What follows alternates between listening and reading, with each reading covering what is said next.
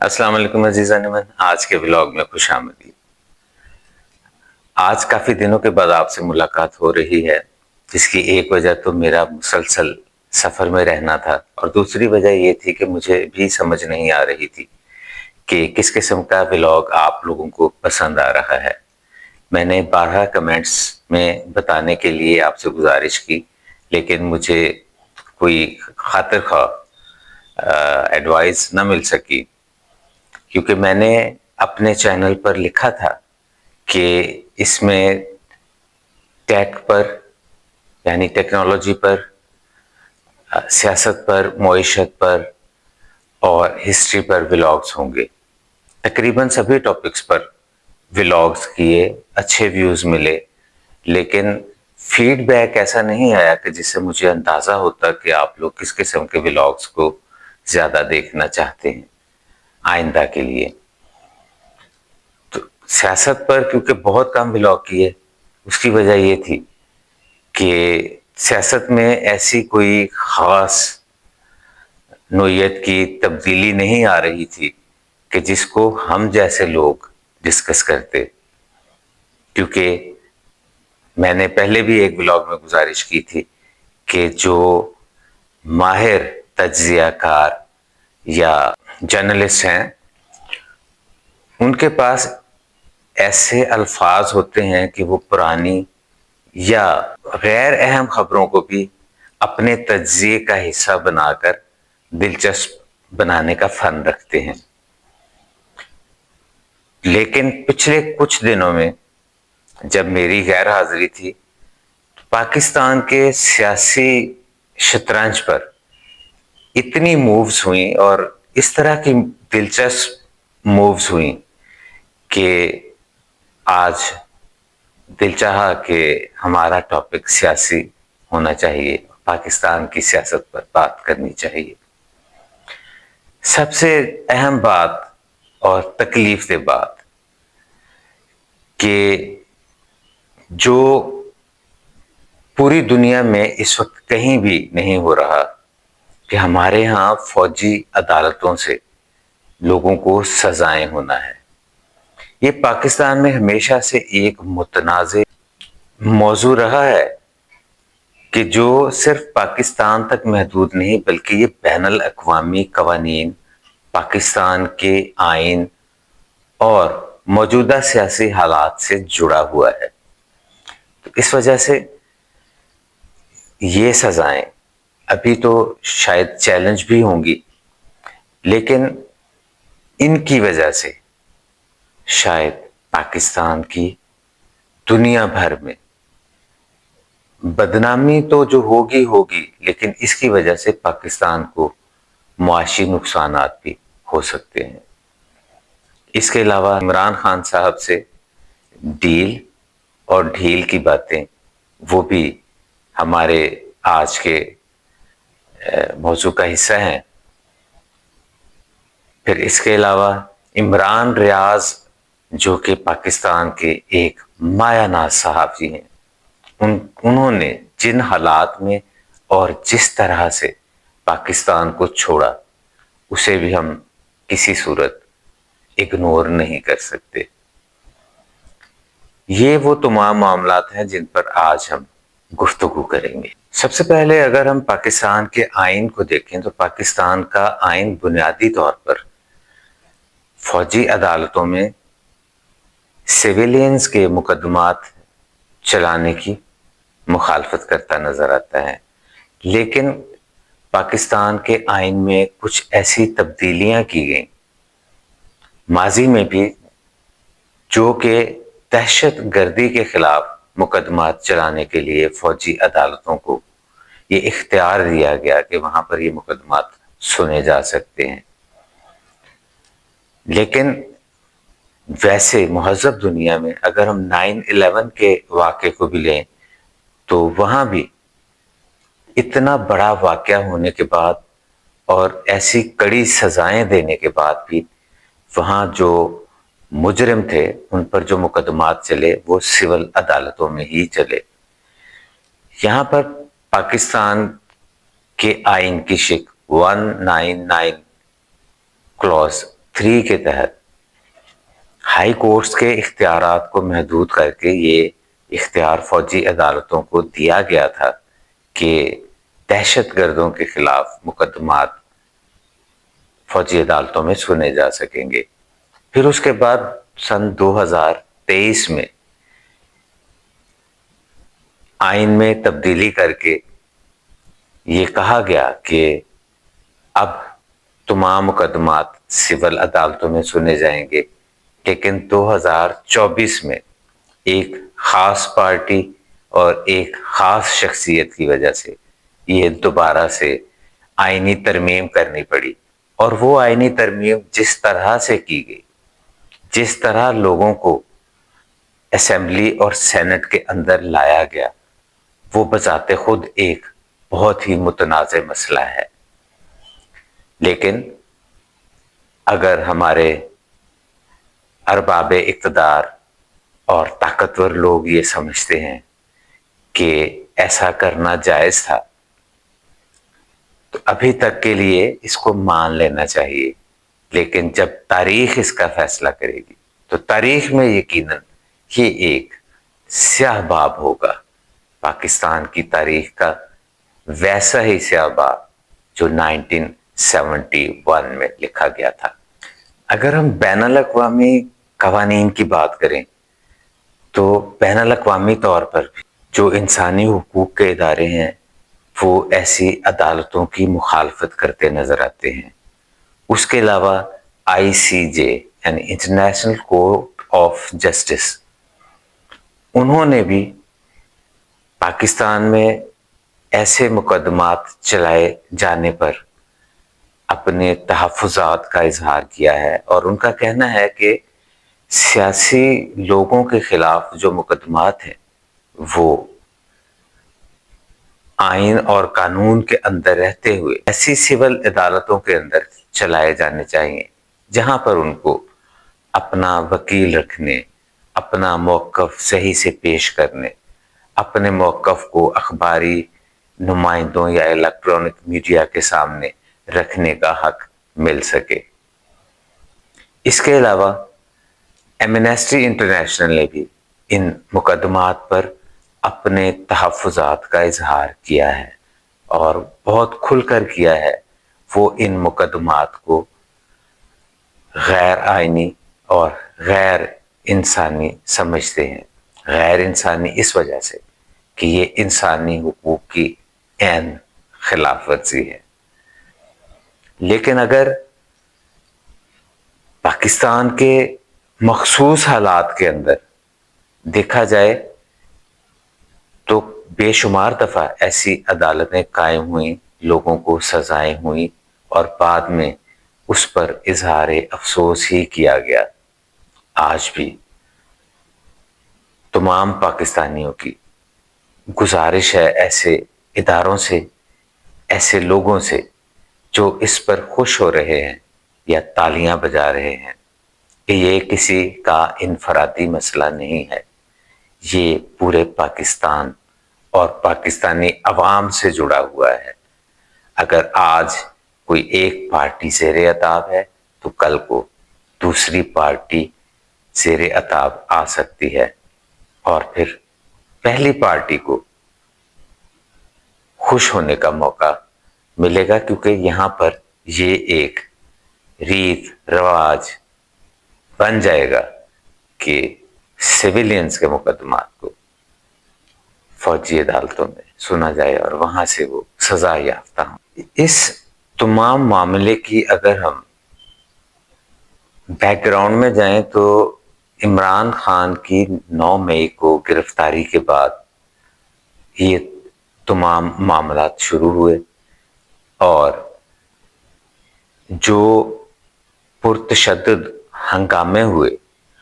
ان کی ابھی تک تحقیقات مکمل نہیں ہو سکیں،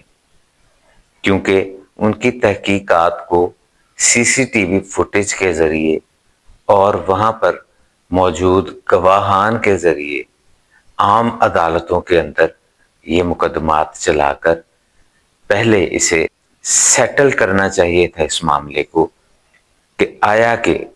کون لوگ اس میں زیادہ قصوروار ہیں اور کیا وہ اس زمرے میں آتے ہیں کہ ان پر ایسی عدالتوں میں مقدمات چلائے جائیں جہاں پر ان کو اپنا وکیل پیش کرنے کی بھی اجازت نہیں ہے۔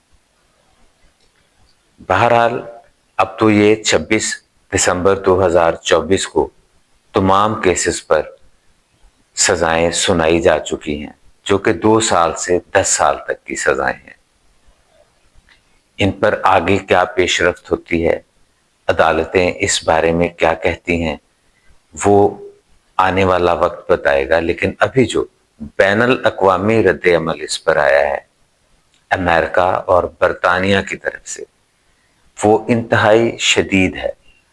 اس کے علاوہ یورپی یونین کی طرف سے پاکستان کا معاشی سہولیات دینے کا پروگرام اس سے ڈسٹرب ہونے کا خطرہ ہے، اور آئی ایم ایف کی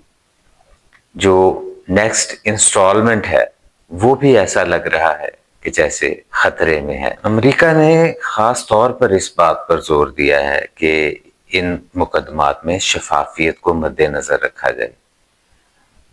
اور امریکہ میں بھی کیونکہ گورنمنٹ چینج ہو رہی ہے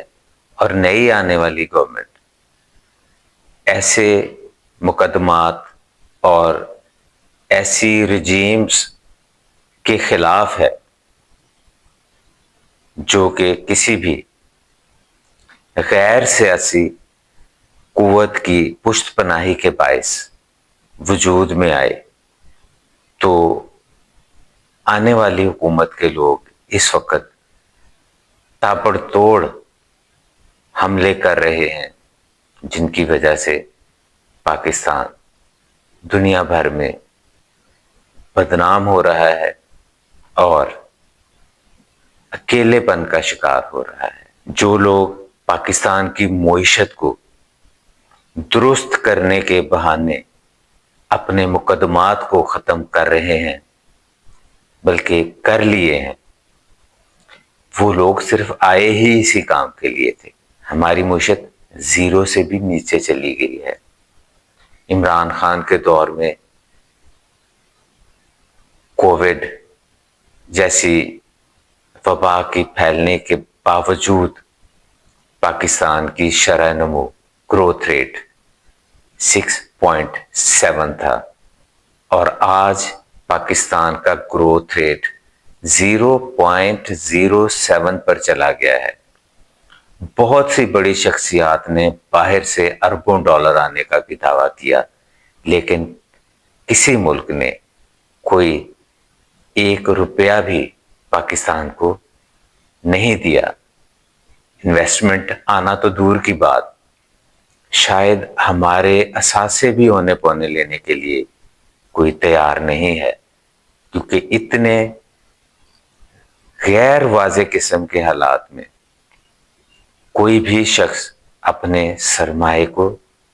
ایسی جگہ پر لگانا نہیں چاہتا جہاں پر اسے نظر آ رہا ہو کہ یہ سرمایہ ڈوب رہا ہے۔ ہمسایہ ملک ہمارا، جس سے ہمیشہ سے ہر میدان میں مقابلہ رہا اور زبردست مقابلہ رہا، ہم نے اس کے ساتھ فوجی محاذوں پر بھی مقابلہ کیا، ہم نے معیشت کے میدان میں مقابلہ کیا، ہم نے ثقافتی میدان میں مقابلہ کیا، لیکن آج وہ لوگ مذاق اڑاتے ہوئے نظر آتے ہیں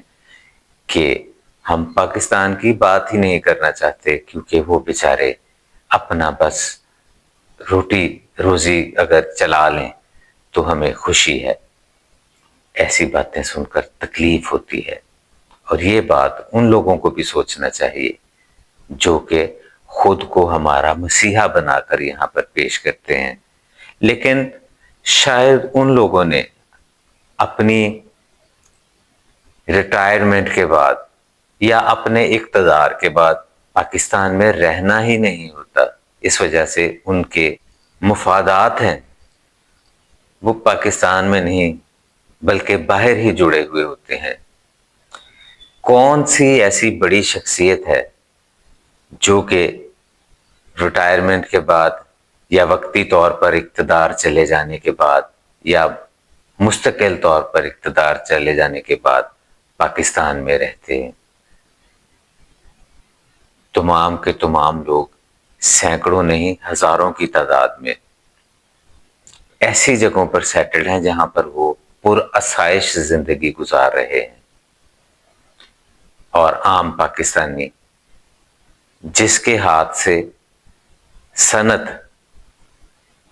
تو بہت عرصے کی چلی گئی، ہمارے اپنے چھوٹے سے شہر میں کبھی cotton ginning factories, oil mills اور فلور ملز کا بوم تھا، لیکن آج وہ تمام ملیں کباڑ میں بک چکی ہیں۔ اس کے علاوہ بڑے شہروں میں فیصل آباد، لاہور، ملتان، وہاں کی تمام تر صنعتیں اس وقت بند ہو گئی ہیں۔ لے دے کر ہم بات کرتے تھے کہ پاکستان ایک بڑا زرعی ملک ہے، ہمارے پاس بڑے وسیع و عریض رقبے ہیں جہاں پر ہم فصل کاشت کر کے خود کو بین الاقوامی طور پر ایک زرعی ملک ڈکلیئر کرتے تھے، لیکن حالیہ 3-4 فصلوں میں جس طرح ذمہ دار کے ساتھ بے رحمانہ سلوک ہوا، اور خاص طور پر گندم کی فصل، کیونکہ ایک ہی وقت پر ایک ہی سیزن میں تمام پاکستان میں لگتی ہے اور ایک ہی وقت پر تقریباً مارکیٹ میں آتی ہے، تو اس کی جو سبسڈی دی جاتی ہے یا اس کی جو قیمت مقرر کی جاتی ہے وہ ذمہ دار کے حالات کو دیکھ کر کی جاتی ہے، لیکن اس بار حکومت نے اس کا ریٹ انتہائی کم مقرر کر کے کچھ عرصے کے لیے خود تو لوگوں کی داد وصول کی، اور خود یہ کہہ کر کہ ہم نے روٹی اور نان کے ریٹ نہیں بڑھنے دیے، لیکن حقیقت میں اس سے ذمہ دار کا بے حد نقصان ہوا۔ اس بار گندم کی فصل 40% سے بھی کم لگی ہے، جو کہ آئندہ سال یقیناً پاکستان کے لیے ایک بڑے بحران کا باعث بن سکتی ہے۔ ایسی پالیسیز جو کہ ملک کے ہر شخص کو نقصان دے رہی ہوں، ان کے لیے یقیناً سوچ سمجھ کر فیصلے کرنے چاہیے۔ صحافی کسی بھی معاشرے کی آنکھ ہوتا ہے، اور ہر ملک کے اچھے صحافی اپنے ملک کا سرمایہ ہوتے ہیں، جو کہ حکومت کے اچھے کاموں کو بین الاقوامی اور نیشنل لیول پر اجاگر کرتے ہیں، اور برے کاموں پر تنقید کر کے ان کو ان کاموں سے روکتے ہیں جن کی وجہ سے ملک کی بدنامی ہو رہی ہو۔ لیکن پاکستان میں صحافیوں پر جس طرح سے زمین تنگ کی گئی، جس طرح سے حبس بیجا میں رکھا گیا، جس طرح ان کو اٹھایا گیا، بلیڈوں سے حملہ کیا گیا، حبس بیجا میں رکھا گیا، عمران ریاض خان اس کی ایک بڑی مثال ہے۔ عمران ریاض خان جب رہا ہو کر واپس آئے تھے، ان کی جسامت اور ان کا ذہنی توازن، ان کی زبان، سب کچھ ایسے تھا کہ جیسے وہ گوانتانامو بے سے بھی زیادہ بھیانک جگہ سے واپس آئے ہوں، لیکن انہوں نے پاکستان میں ہی رہنا پسند کیا۔ پاکستان میں اپنے چینل سے نکالے جانے کے بعد انہوں نے یوٹیوب پر اپنا چینل شروع کیا، اور دنیا بھر سے لوگ ان کے چاہنے والے ان کو لاکھوں کی تعداد میں دیکھتے تھے، لیکن ان کے لیے پھر ایسے حالات پیدا کر دیے گئے کہ ان کو ملک سے خفیہ طور پر نکلنا پڑا۔ آج کوئی نہیں جانتا کہ عمران ریاض خان کس راستے سے کہاں، کب اور کیسے گئے، کیونکہ سنا ہے کہ ان کی زندگی کو پاکستان میں شدید خطرات تھے۔ اس کے علاوہ اور بے شمار صحافی، جن میں صابر شاکر، معید پیرزادہ اور ارشد شریف شہید کی تو بات کرتے ہوئے دل خون کے آنسو روتا ہے، کیونکہ جس بے دردی سے ان کو شہید کیا گیا، یہ بھی پاکستان کا ایک المناک واقعہ اور سیاہ ترین باب ہے۔ عمران خان صاحب کی ذات کا جہاں تک تعلق ہے، اور اللہ تعالیٰ نے جتنے مضبوط اعصاب سے اس شخص کو نوازا ہے، ہم لوگوں نے کرکٹ کھیلتے ہوئے ان کو دیکھا اور پوری دنیا ان کی اسی چیز کی فین تھی، گو کہ ماشاءاللہ وہ دیکھنے میں بھی ہینڈسم تھے، ان کی فگر، ان کا رہنا سہنا، ان کا پہناوا ایسا تھا کہ وہ دنیا کے لیے آئیڈیل تھے۔ لیکن اس میدان میں بھی انہوں نے ہمیشہ ثابت کر کے دکھایا تھا کہ وہ کتنے مضبوط اعصاب کے مالک ہیں۔ ان کی گرفتاری کے بعد ان پر ہر حربہ استعمال کیا گیا، ان کو توڑنے کی کوشش کی گئی، جتنا وہ ٹوٹ سکتے تھے اس سے زیادہ کوشش کی گئی، لیکن اس شخص کا توکل ہے اور خدا کی ذات پر بھروسہ ہے۔ جو باتیں وہ عام طور پر جلسوں میں کیا کرتے تھے، ہم لوگ سمجھتے تھے کہ یہ سب کتابی باتیں ہیں، لیکن اس شخص نے اپنے عمل کے ذریعے یہ ثابت کیا کہ وہ خدا کی ذات پر کتنا یقین رکھتا ہے، اور جو وہ لفظ بولتا تھا ایاک نعبد و ایاک نستعین، اس آیت کو اس نے ثابت کر دکھایا کہ وہ اس پر عمل کرنے والا شخص ہے۔ امید ہے کہ آنے والے چند دنوں میں اس بارے میں اچھی خبریں سننے کو ملے گی، لیکن عام پاکستانی کی خواہش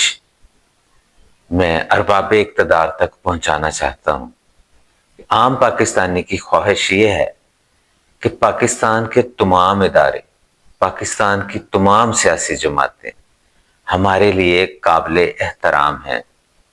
اور ہر پاکستانی ان کا احترام کرنا چاہتا ہے۔ اس لیے